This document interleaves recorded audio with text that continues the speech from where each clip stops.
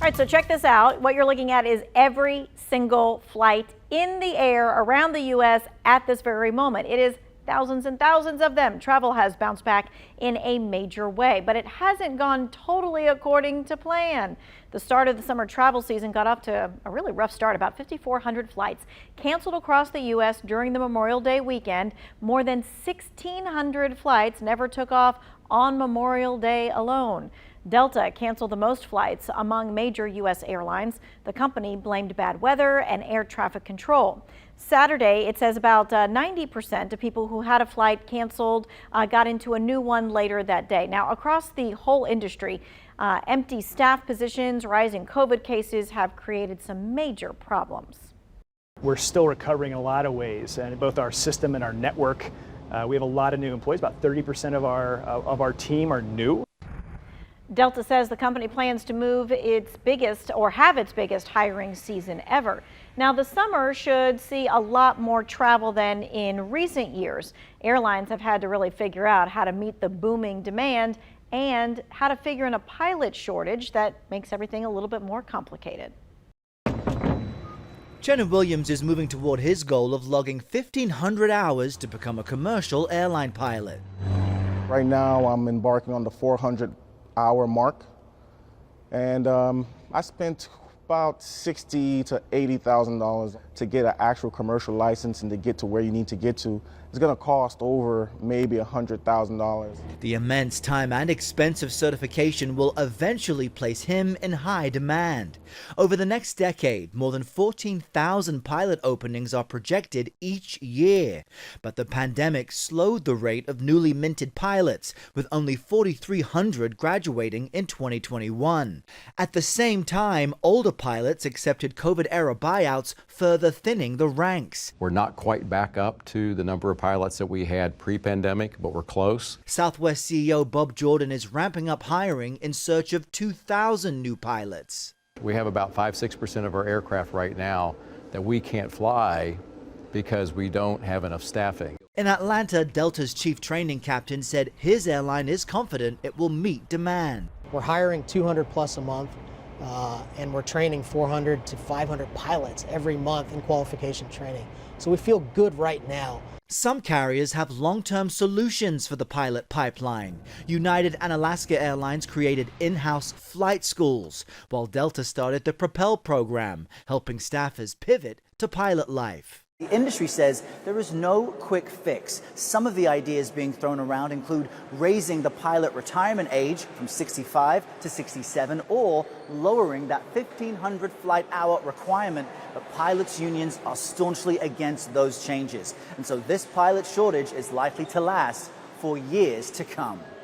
Errol Barnett, CBS News at LaGuardia Airport. Well, some airlines say they have to offer fewer flights to get through that staffing shortage right now. Delta says it has had to reduce scheduling by about 100 flights. Southwest says it has cut down flights by 7%. Airlines hope the move proves temporary, but it all depends on just how quickly, again, that they can hire new staff and fill those empty positions. All right, now on to a traveler's worst nightmare. If it's not getting to where you're supposed to be, it's getting to where you're supposed to be, but without your luggage. Yes, that is not a good feeling. Luggage Hero says we're entering the worst month for that sort of thing. The site says 237,000 bags were mishandled in June of last year. That is the most of any month. The site says American had the most issues of major airlines. Well, daily TSA reports show that travel numbers have almost fully rebounded to pre-pandemic levels. About 8.5 million people crossed through TSA checkpoints in the days leading up to Memorial Day. That's about 1.5 million more than last year. It's also about a million shy of the number that we saw during 2019. Travel agents say it may be worth the extra cash to invest in things like insurance, since flights can get canceled so quickly. Plans vary depending on the type of insurance or trip. An agent we spoke with says it's better to just be prepared. It's difficult to plan ahead when we don't know what's going on and what's going to happen. I am telling my agents as well as my customers that I think we need to go ahead and make our reservations, go forward with what we are planning to do, and we need to try to adapt to the new rules and the new regulations going forward. If you don't want the travel insurance, she says you should still consider buying tickets with a full refund option. For people opting to hit the road, they have their own set of challenges to face.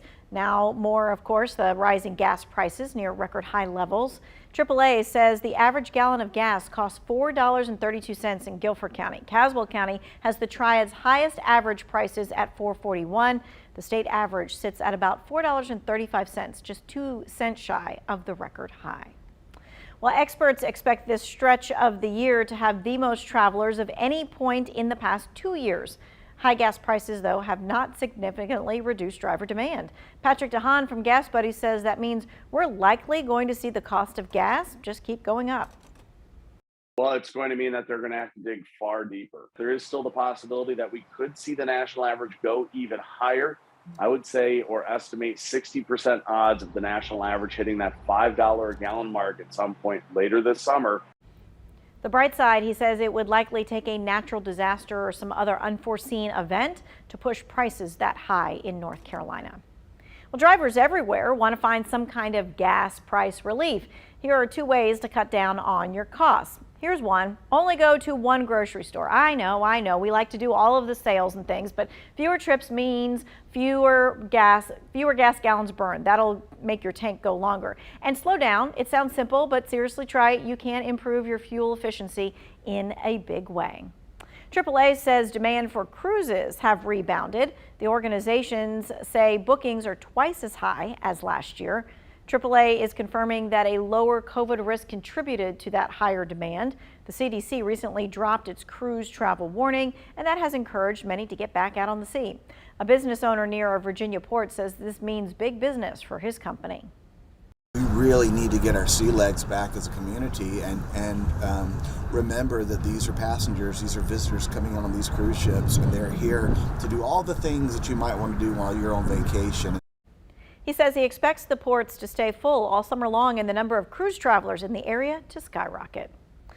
This year's travel season, it is likely to cause a few headaches. Whether it's too hard to find a flight or the price to travel is just too high, prepare for some problems. As always, it is best to plan ahead. A little extra time means it's easier for you to adjust if you have to.